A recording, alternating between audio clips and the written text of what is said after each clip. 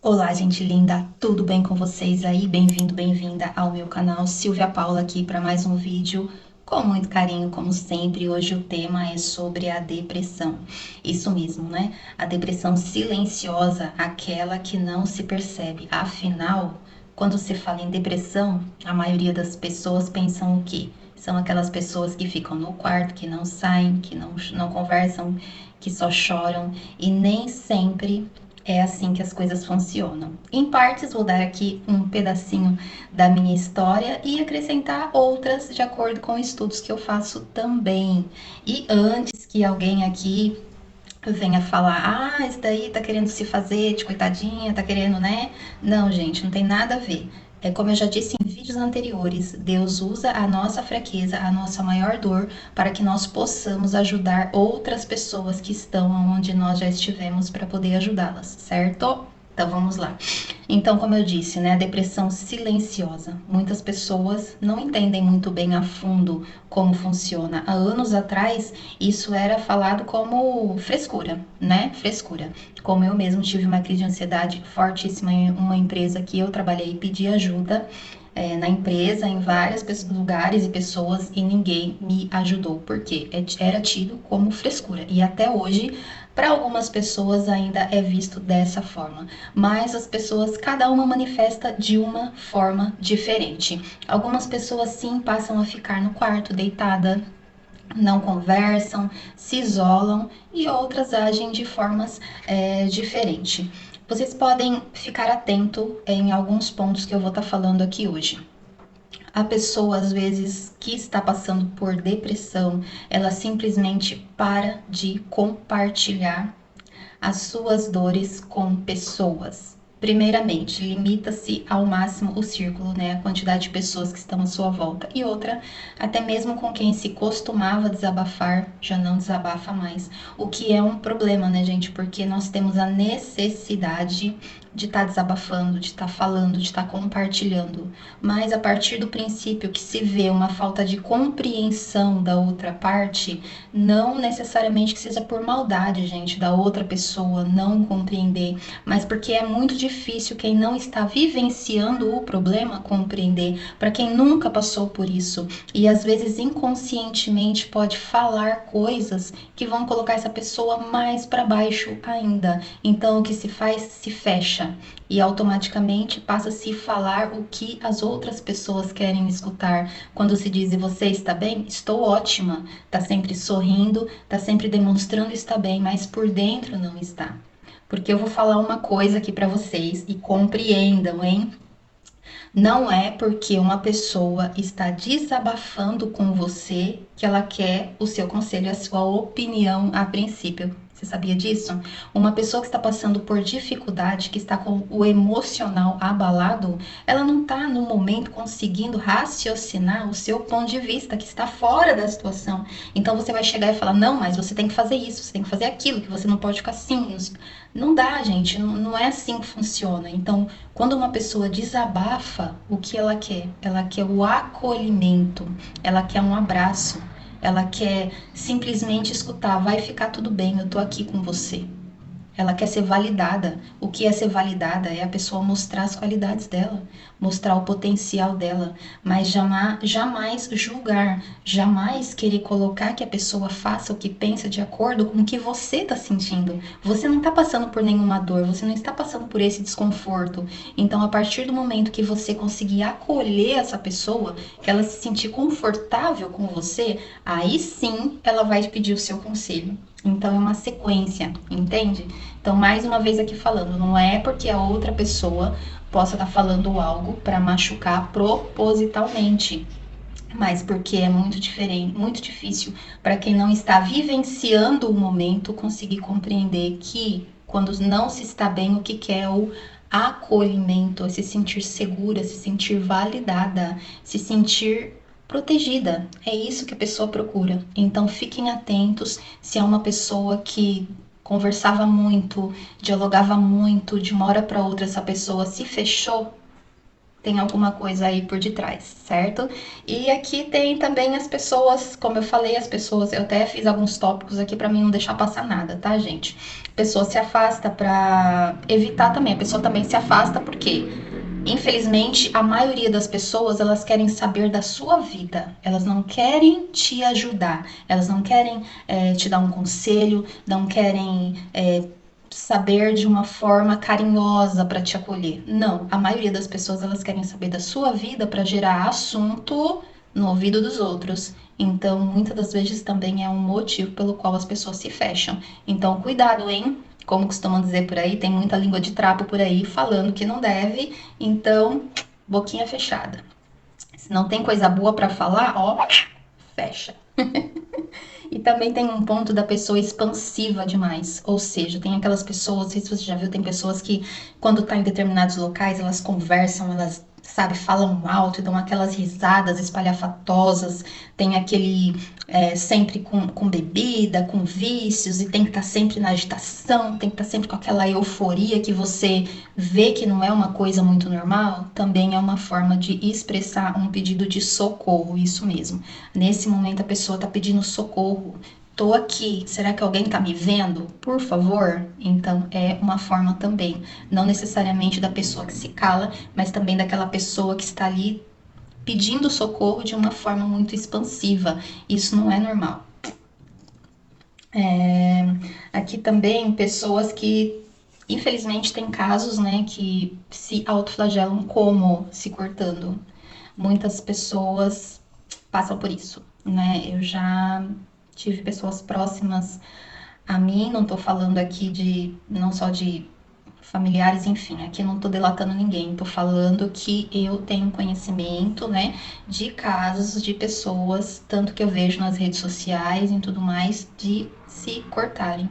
Aonde a pessoa se corta, a dor tá tão grande, e você não tem para quem falar, você não se sente acolhida, você não se sente validada, você tá ali pedindo socorro, implorando para onde que vai essa dor, para onde que você vai canalizar. Se corta.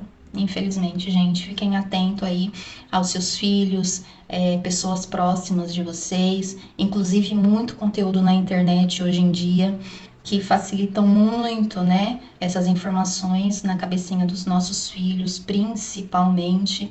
Então estejam atentos. Se você que a pessoa tá muito quieta, principalmente aí os adolescentes, vê que tá muito quieto, gente, dentro do quarto, tá muito assim, começa a prestar atenção. É um sinal, certo? Também tem um caso aqui que afeta a saúde física, como já aconteceu comigo, gente.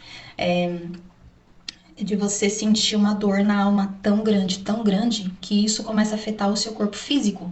Você tem crises de ansiedade, você tem crises de pânico, e aí vai parar no pronto-socorro muitas vezes, faz exames e não dá nada. Eu já fui parar no pronto-socorro com a pressão 4/8 e não deu nada. Era simplesmente o emocional que estava abalado. Então, e também tem, com o passar do tempo, vai manifestando no corpo. Sim, sim. Para quem não sabe, o ano passado eu tive que fazer uma cirurgia muito ali difícil, dolorosa, recuperação, e acredito que por problemas que a gente vai somatizando dentro da gente com o passar do tempo e não fala. Esse que é o problema, gente. A gente não fala, a gente não põe para fora, a gente não verbaliza, a gente não se deixa curar.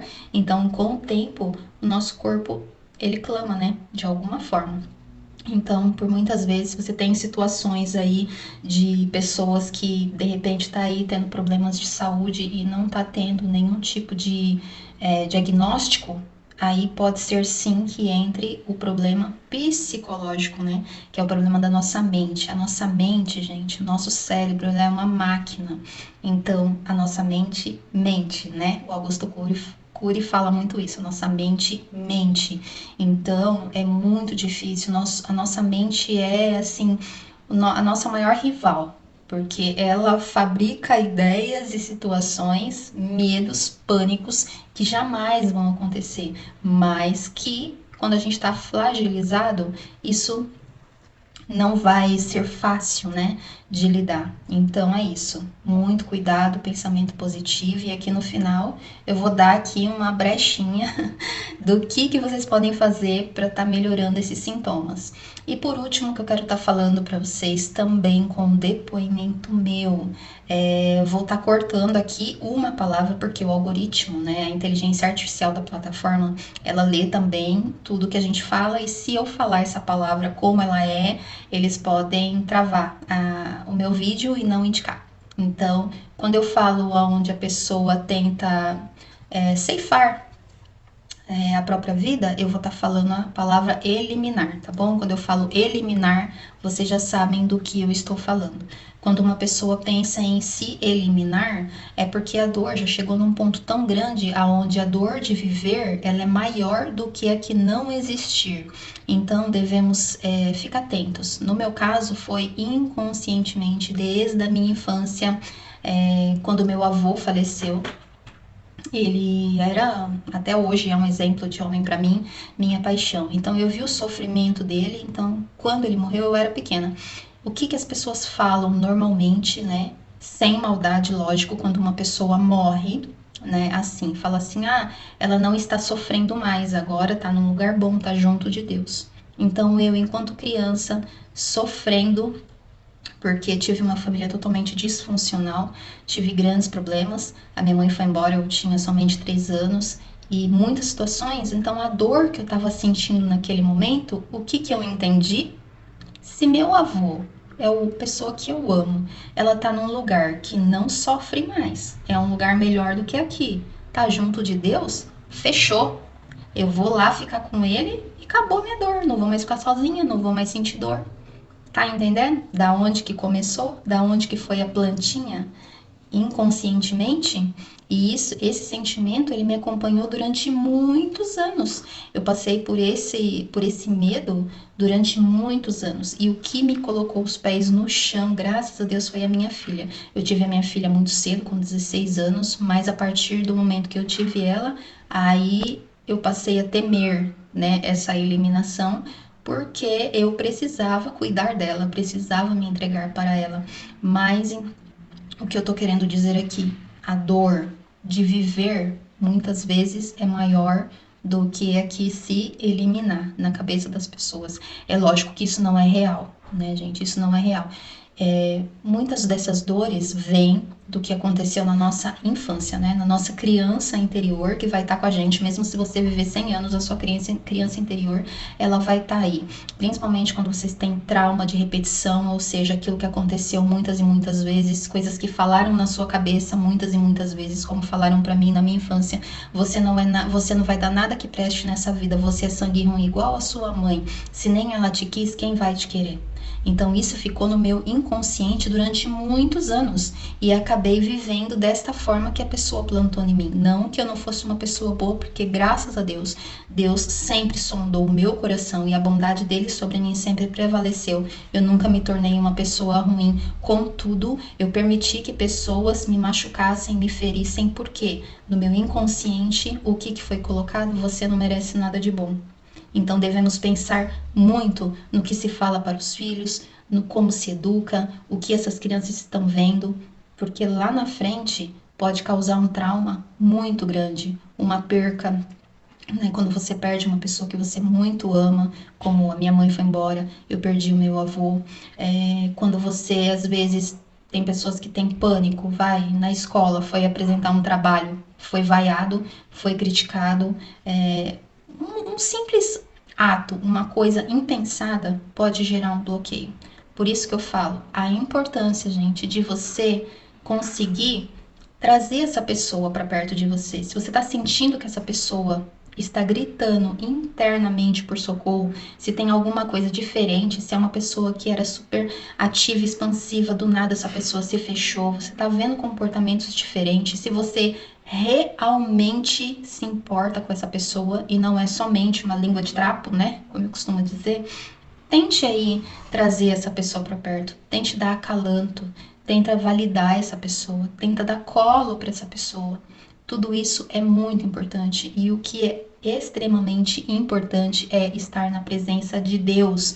Deus, ele consegue preencher o vazio que tem dentro da gente de uma forma tão grande, tão maravilhosa, que eu queria demais. Eu peço ainda hoje, quando eu estava fazendo meu devocional, estava conversando com Deus e falando como eu queria que as pessoas conseguissem sentir aqui dentro o amor de Deus por nós, que é tão maravilhoso e que, infelizmente, né, eu não tive esse conhecimento lá na minha infância. Se eu tivesse aprendido sobre Deus, sobre o amor de Deus, sobre Jesus Cristo na minha infância, a minha vida teria sido muito melhor, porque nada, ninguém desse mundo tem poder maior do que Deus na nossa vida, de curar as nossas feridas. E como que você aprende isso? Se autoconhecendo. É necessário, gente, passar pela solidão para que você aprenda a apreciar a solitude. E o que é muito difícil é passar pela solidão. As pessoas hoje em dia têm uma extrema dificuldade de ficar com elas mesmas. Já parou para perceber? Que uma pessoa nunca consegue ficar em silêncio, ficar sozinha com ela mesma. A pessoa tem que estar no celular, tem que estar na televisão, tem que estar escutando música, ou tem que estar na rua, ou tem que estar na balada, ou tem que estar com um amigo, ou tem que estar bebendo, ou tem que estar praticando um vício. Dificilmente uma pessoa consegue parar e ficar ali só com ela. Parar e ler um bom livro, ler a Bíblia, de fazer uma oração. Por que as pessoas não oram? É muito difícil. Para algumas pessoas é algo doloroso parar o tempo para fazer uma oração. Gente, é necessário. Uma pessoa caseira é visto como estranha, né? Por algumas pessoas. Eu tenho prazer de ficar na minha casa, eu gosto. Agora, tem pessoas que têm a necessidade de estar sempre na balada, bebendo, enfim, precisa disso para se sentir vivo. E para mim os meus valores são outro. Os meus valores é a minha casa, é a minha família, meus filhos, a minha essência, meu tempo com Deus, que é inegociável. Inegociável. Então eu peço, se você ainda não tem essa proximidade com Deus, eu te convido a ter. Comece fazendo uma oração, feche seus olhos, peça para que Ele te abençoe, que te guie, que te liberte, que te proteja de todo mal, que te dê discernimento. Não tenha medo de pedir socorro às pessoas que você sente que realmente te ama no seu coração. Não se deixe levar por pessoas negativas, língua de trapo, que só quer fofocar sobre a sua vida. Enfim, esse vídeo que eu fiz hoje foi algo que eu senti no meu coração, porque eu sei que existem muitas pessoas por aí sofrendo com a depressão, que não estão conseguindo pedir socorro, que estão em pânico. Então, por favor, assistam esse vídeo com muito carinho, compartilhe, tá bom? Com as pessoas que você sente no seu coração, estejam atentos, porque nem sempre a solidão e ali ficar dentro do quarto chorando em segredo representa uma depressão. Existem vários fatores, tá certo, minha gente? Espero que vocês tenham gostado. Se fez aí a diferença na sua vida, já senta o dedo ali no like, compartilha, se inscreva se não tá inscrito, tá perdendo tempo, hein? E já coloca aqui nos comentários pra mim, nem que for uma mãozinha, pra me dizer se esse vídeo, essa mensagem tocou em seu coração. Convido a assistir os demais vídeos e logo tem novidade por aí. Um grande beijo no coração.